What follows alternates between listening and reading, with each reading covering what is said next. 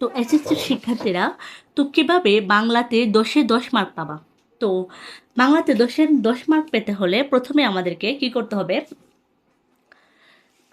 বাংলা লেখাটা, হ্যাঁ? প্রথমে এখান থেকে শুরু করবা। ধরো একটা প্রশ্ন শুরু করলা।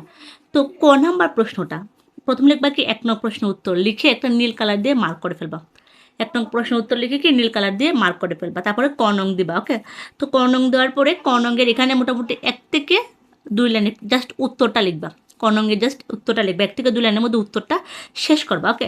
এখন যদি তোমরা খ নংয়ে যখন যাবা, তখন খ নংয়ের প্যারা কিন্তু ২ টা। খ নংয়ের প্যারা ২ টা। প্রথম জাস্ট উত্তরটা লিখে ফেলবা ১ থেকে ২ লাইনে। এরপর এটার কিছু ব্যাখ্যা লিখবা। উত্তরটা ১ থেকে ২ লাইনে লিখে ব্যাখ্যা লিখে ফেলবা। ঠিক আছে? তাইলে শেষ হয়ে যাবে খ নাম্বারটা। তো এখন যদি তোমরা গ নাম্বারটা দেখো, তো ঘ নাম্বারের প্যারা হচ্ছে গিয়ে ৩টা। তো ঘ নাম্বারের প্যারা ৩টা। তো প্রথম প্যারাটা কি ১ লাইন থেকে ২ লাইনে শেষ করা হবে প্রথম প্যারাটা।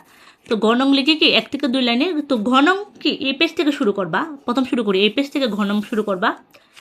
এবং কি যে অপর পেজের এতটুকু পর্যন্ত ঘ নং দিবা। অপর পেজের অতটুকু পর্যন্ত ঘ নং দিবা। ঠিক আছে? মানে গ নং দিবা, ওকে?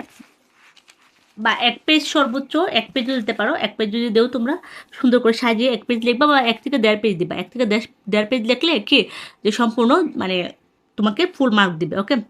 এবং কি যে গ নাম্বারের প্যারাটা দেখো, গ নাম্বারের ৩টা প্যারা। প্রথম প্যারা ১ থেকে ২ লাইন লিখবা। এরপরের প্যারাকে উদ্দীপকের সাথে মূল ভাবটা লিখবা।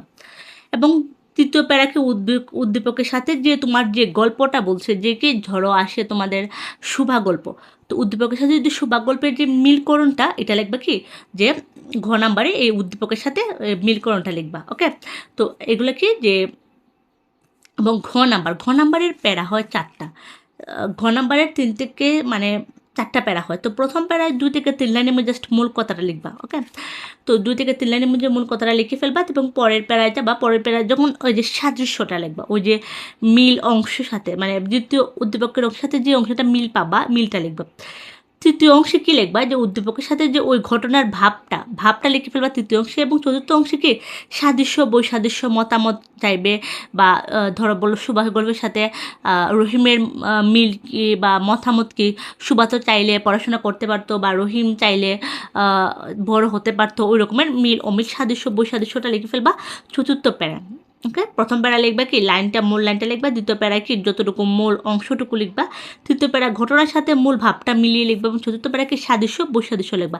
এখন অনেকে বলতে পারে কি যে গমার্ক কতটুকু লিখবা। তো ঘমার্ক শুরু করবা কি ধরো, ধরো আমি ক্ষমার তো এখান থেকে ১ পেজে লিখে পরের পেজের অতটুকু লিখবা, পরের পেজের অতটুকু লিখে ফেলবা ক্ষমার্ক। আর ঘমার্ক শুরু করবা, ঘমার্ক যখন শুরু করবা, তো ঘমার্কের ক্ষেত্রে ধরো এই পেজ যদি লিখো, ধরো ক্ষমার যদি এই পেজ লেখো, তাহলে এটা লিখে দেন একটা খালি পেজ থাকবে না, ধরো এটা লিখলা, লেখার পর একটা খালি পেজ, পরের পেজে গিয়ে যে ওই অতটুকু পর্যন্ত বা ক্ষমার।